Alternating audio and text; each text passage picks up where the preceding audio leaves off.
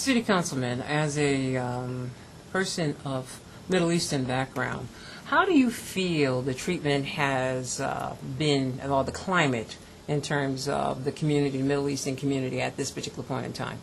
Well, the Middle Eastern community who is in America, they are as patriotic as anybody else, and even more so because they are here with a lot of kind of things which we enjoy here.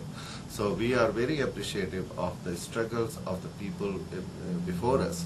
The whole civil rights movements gave us these great possibilities of voting and making sure nobody discriminates against us, things of that nature. Right now there is a lot of things which are putting Middle Eastern community on focus. Every person, regardless of what their background is totally committed to make sure that everybody is safe, every member of the society is safe.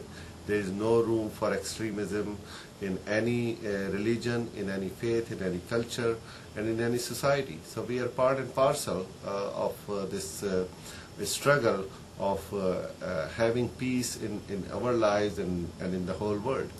Now, I also travel all around the world as an individual, and also I'm under the Department of State Department's public policy, which Secretary Karen Hughes heads. They have started this international speakers program, which I am very fortunate to be part of, and they send me to various parts of the world. I recently, about 6 weeks ago, was in Qatar, Doha, where I met with a lot of different groups, students, academicians, business people, elected officials, appointed officials of various capacities. And it was a wonderful experience here that it gave me an opportunity to talk about the good things about America.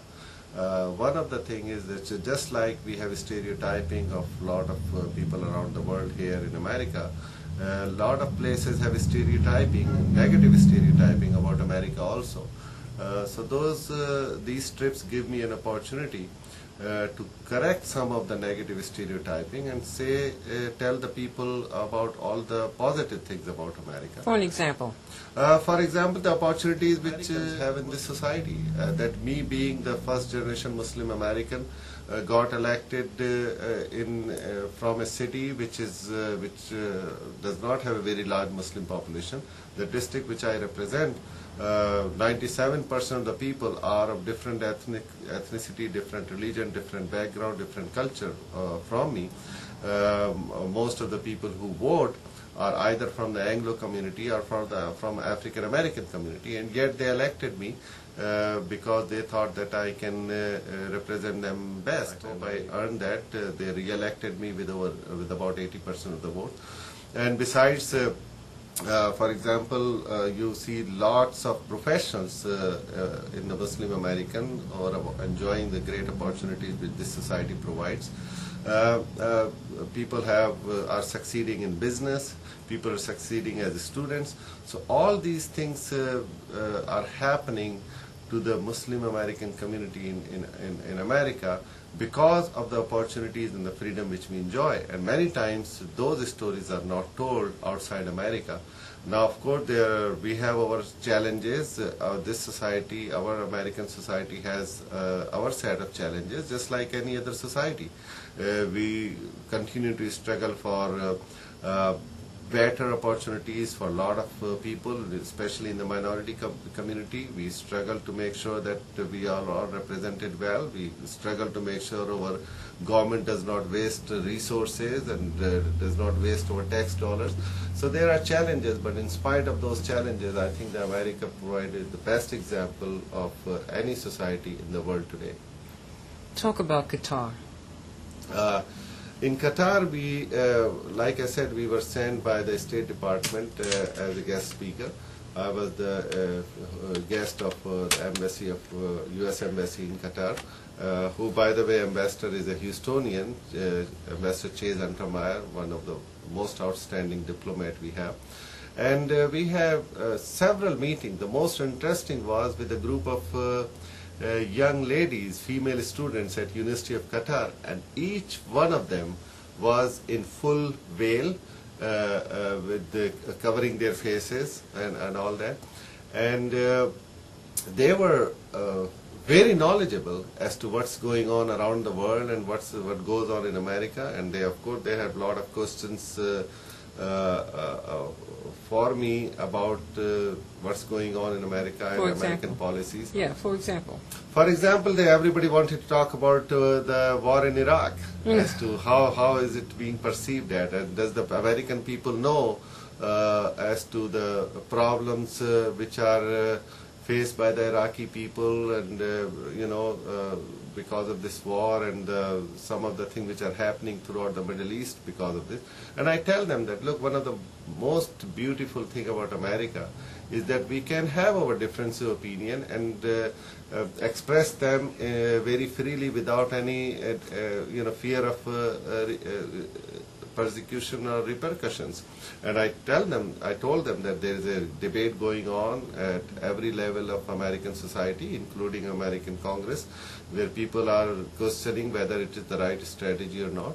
I think that everybody, including the people in Middle East, totally agree that this war on terror must have been fought, and America has total right to fight this war on terror, that nobody can tolerate being attacked like this, somebody flying plane in the building and killing innocent people. What they question sometimes is whether this policy of America is resulting in bringing peace to that region, or it is bringing more opportunities for the terrorists to recruit more people. And that is something which I think needs to be debated, needs to be addressed, and hopefully our leaders, our elected leaders, our government leaders will come to the right conclusion. I personally believe that there are few conflicts in the world that if, and we are in 21st century, if we manage to find a just solution to those conflicts, we can probably see centuries of peace on earth. And some of the conflicts are, first and foremost, is the conflict in the Middle East, the Palestinian-Israeli problem. Then there's,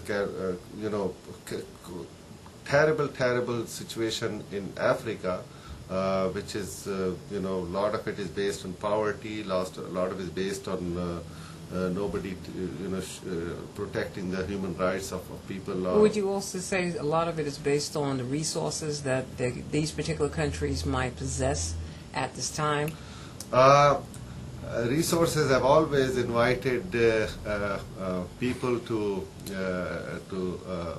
do terrible things to the people who those resources belong to. A lot of wars have been waged because of the resources, oil being one, and in Africa, for example, Africa has probably the vast resources, most vast resources of natural resources any place else. And of course, some of these conflicts are based on that. But I think that human being must come to this conclusion that the wars never bring prosperity. That prosperity has come from justice, and justice can bring peace, and peace is the thing which brings prosperity. And I cannot worry about only my prosperity. If we really have to be rich, I have to worry about your prosperity and make sure that you have the same opportunities like I want to have for myself or my kids. And that goes for the communities, and that goes for the nations.